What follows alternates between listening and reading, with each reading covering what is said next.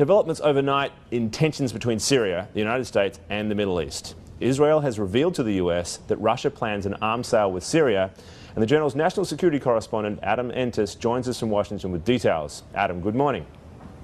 Good morning. Adam, if this is true, this does not help matters, I presume, in the US efforts to help settle tensions in the region.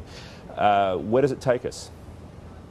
Well, I mean, what it really shows is this underlying tension between the United States and Russia over how to deal with the situation in Syria. And the Russians are showing that they're not backing down from their partnership with Assad, who the U.S. wants to see step aside. And what exactly is it that the Russians are said to be delivering to Syria? Right. This is a very advanced ground-to-air missile system called the S-300. Which is the kind of system that the U.S. had sought to block the Russians from selling to the Syrians at the end of the Bush administration. And Bush administration officials who we spoke to for this story told us that they were successful in stopping that deal.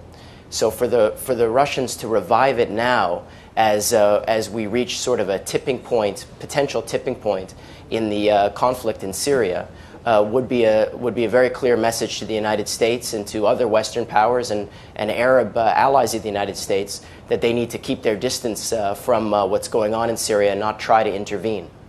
Well, and also would actually physically make it difficult, right? I mean, these are fairly sophisticated surface-to-air missiles and would make it a lot harder for planes to get in there. Right. I mean, the Syrians already have a world-class system that American officials are already very concerned about and feel would be very difficult to penetrate and maintain a presence over for a sustained period of time. So you throw in the mix this new system, and it becomes much more deadly. And in fact, the U.S. had lobbied very hard for Putin not to sell the system for years because it was worried that the Syrians were going to pass it to the Iranians, who would use it to defend its nuclear sites, including Fordo. So this has definitely been on the American radar for a long time, and the officials that we spoke to are reviewing this Israeli intelligence to see how imminent they feel the deal is. The Israelis believe the sale could go forward as soon as 3 months from now. So this is all coming to head right now, and it's likely to raise tensions between the U.S. and Russia.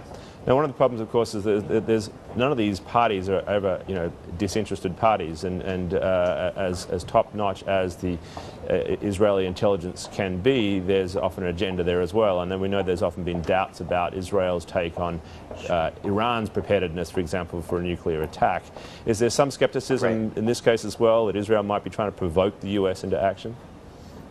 Well, I think what we've seen repeatedly here is the Israelis will be the first to get the intelligence about prospective transfers of arms from Russia to Syria or Iran, and then typically what happens is the Israelis come and make their case to the Americans to try to get the Americans to effectively go to the Russians and go to the Europeans to try to lobby against it. So it's a way that the Israelis typically respond to this sort of thing. As for the information itself, the officials that we spoke to are not dismissing it. I mean, they are looking at it very closely. So it's not so much that the sense is that the Israelis may be ginning up this intel. What could be the case, and what some officials have suggested, is that this could be a message that the Russians are trying to send to the Obama administration, which is now looking at arming the rebels in Syria. So in other words, it's a way of Russia to show that it has leverage in this conflict, and it's a way for them to exercise power, which they're attempting to do, which they have done by fulfilling arms contracts with the Syrians over the U.S.'s objections since this conflict began in March 2011. Wow, it's an incredibly complicated geopolitical story. Adam, thank you very much, and you'll, of course, be staying on top of this as it moves ahead. We appreciate your time.